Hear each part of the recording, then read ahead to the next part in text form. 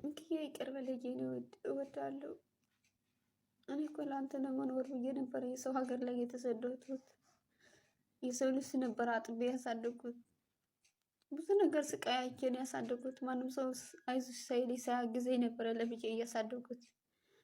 ግን እኔ እዘዋለሁ ስላለችኝ አክስቴ እውነት ትዘዋለች ብዬ ስጋ ነው እና ምንም አታድርገውም ብዬ ነበር የተው። እኔ እንደወጣ ነበር የገደለች። ከገደለች በኋላ እውነት ውሃ ውስጥ ከተው። ውሃ ውስጥ ከከተተች በኋላ ወንጀሉ ጠፋ ተባልሁ። አንቺ ካልመጣሽ ደግሞ ማንም ሰው ሊከታተልሽ አልቻለም ተባልሁ። እና እስካሁን ድረስ በምን እንደሞተ ለራሱ ሁሉ ነገር መፍትሄ ለራሱ አላገኘሁም። እና ይቅር በለኝ ልጄ ነው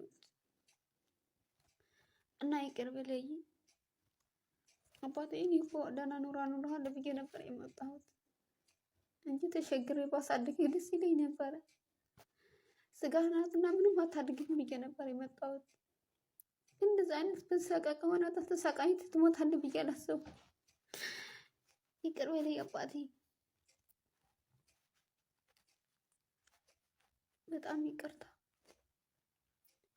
ስጋ ነውና ምንም አታድግም አሉ እንጂ እንደዚህ በአሰቃቀም ሁኔታ ተገድለህ እንደዚህ ተሰቃይተህ ትሞታለህ ብዬ አላሰብኩም። አስቤም አላቅም ጭራሽ። እንደዛ ጣለሁ ብዬ እኮ አላሰብኩም የኔ ጌታ። 5 ዓመት እኮ ልሞላ ነው የኔ ውድ። እኔም 5 ዓመት ደግሞ ደህና ልደት አክብርልሃለሁ ነው ያሉት። እና እንደዛ አይነት ትሆናለህ ብዬ አላሰብኩም። አጣሃለሁ ብዬ አስቤም አላቅም በህይወቴ። እና ይቅር በለኝ የኔ ውድ። እኔ ሰው ሀገር አንተ ወደ ጉድጓድ ገባህና ይቅር በለኝ የኔ ውድ።